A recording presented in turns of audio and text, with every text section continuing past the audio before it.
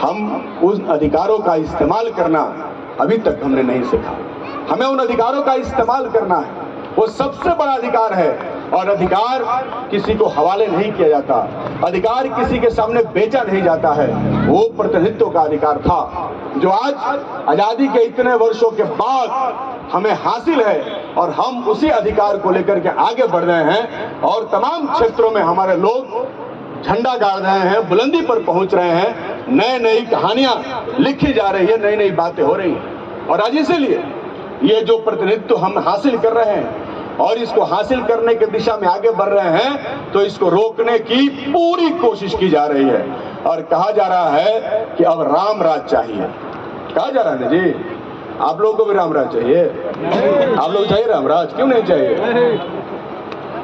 आप लोग देशद्रोही हैं। राम राज में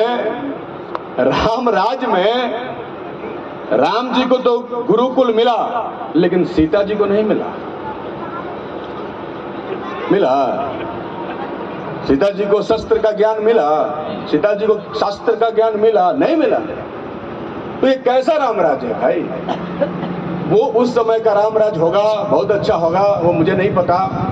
लेकिन उस रामराज्य में तो सीता माता को हम पूजा करते हैं, तो माताएं तो सिर्फ पूजनीय हो जाएंगे, उनके सारे अधिकार छीन लिया जाएंगे। क्या माताओं को ये स्वीकार है? आप सभी माताएं हैं, आप बताइए।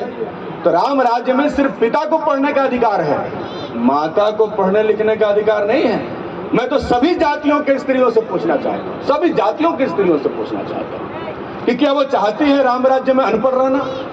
क्योंकि राम राज्य में तो महिलाओं की पढ़ाई की कोई कल्पना नहीं है। कितने रामायण लिखे गए हैं, कोई भी रामायण नहीं कहता है कि सीता जी ने स्कूल में शिक्षा लिया।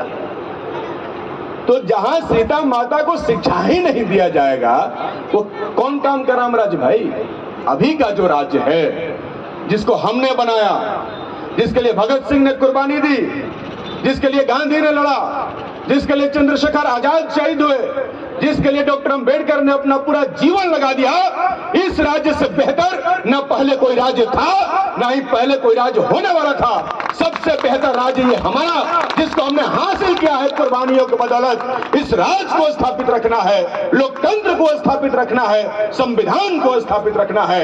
इसको खत्म करने की कोशिश हो रही है और नई नई कहानियां गढ़ी जा रही है। हम पहले से जीत कर यहाँ पहुंचे हैं, पहले से लड़ करके पहुंचे हुए हैं। पहले की कुरीतियों को खत्म हमने किया, छुआछूत को खत्म किया, बाल विवाह को खत्म किया, सती प्रथा को खत्म किया, और सबको खत्म करते हुए हम यहाँ पहुंचे हैं। हम एक बार फिर से सीता की अग्नि परीक्षा नहीं चाहते, हम एक बार फिर से सीता को धरती के कोख में दबाना नहीं चाहते।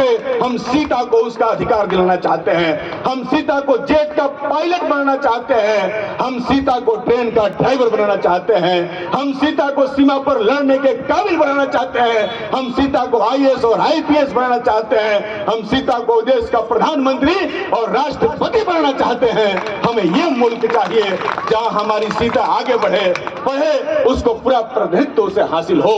तो ये आज का राज जो लड़ करके सबसे शानदार और बेहतरीन हम सब लोगों ने बनाया है, इसे और बेहतर करना है।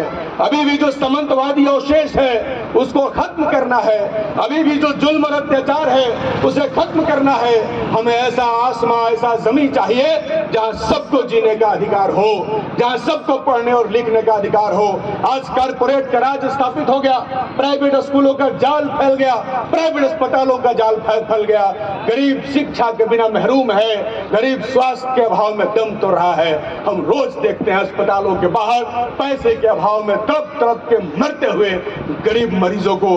हमें उस गरीबी की वजह से मरते हुए उन गरीबों को उस वेदना से मुक्ति दिलानी है, उनको बेहतर स्वास्थ्य व्यवस्था करानी है। हम ऐसा राज चाहते हैं जहां कोई गरीब पैसे के अभाव में दम न तोड़े। हम ऐसा राज चाहते हैं जहां कोई गरीब शिक्षा के अभाव में उसकी मेधा नहीं दबाई जाए। हम ऐसा राज चाहते हैं किसी गरीब के घर पर कोई बेवजह बुलडोजर न चलाए। हम ऐसा राज चाहते हैं जहां महिलाओं को चलते हुए कोई साड़ी नहीं खींच सके। हम ऐसा राज चाहते हैं जहां सबको एक समान देखा जाए, किसी को जाति और धर्म के नाम पर बड़ा और किसी को छोटा नहीं समझा जाए। ये हमारा राज होगा और इसके लिए हम लड़ रहे हैं और इसके लिए बाबा साहब डॉक्टर अम्बेडकर हमारे मार्गदर्शक हैं, हमारे प्रेरणा स्रोत हैं और बाबा साहब के रास्ते पर चलते हुए ही इस राज्य की परिकल्पना को स्वीकार किया जाता है, किया जा सकता है। इस बात में हमें भरोसा है। इसलिए डॉक्टर बाबा साहब अम्बेडकर के नारों को दिल में लगाए, जो उन्होंने कहा कि शिक्षित बनो, संगठित बनो और संघर्ष करो, उसी को अपने दिल और लहू अपने होठों पर लबों पर सजाए हुए हम आगे बढ़ रहे हैं और हम उस राज्य की परिकल्पना को पूरा करने के दिशा में आगे बढ़ रहे हैं। लेकिन कुछ लोग संविधान को ही बदल देने की कसम खा रहे हैं, कुछ लोग संविधान को खत्म कर देना चाहते हैं। मैं उनसे कहना चाहता हूं कि इस देश में किसी की औकात नहीं है कि वो संविधान पर आंख उठा करके भी देख सके। ऐसा अगर कोई आंख उठाएगा तो हम सब उसकी आंख को उसके देह से अलग कर देना भी हम लोग जानते हैं। हमारी ताकत का, हमारे धैर्य का और हमारे हिम्मत का परीक्षा मत लीजिए।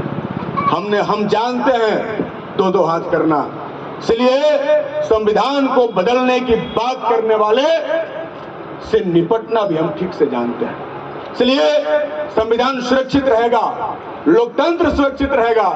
लोकतंत्र और डेमोक्रेसी को खत्म करने की कोशिश की जा रही है। तमाम संस्थाओं पर कब्जा करके जिसको मन भ्रष्टाचारी कह दो और जिसको मन ईमानदार कह दो, ये कहने का नया सिलसिला जारी हुआ है।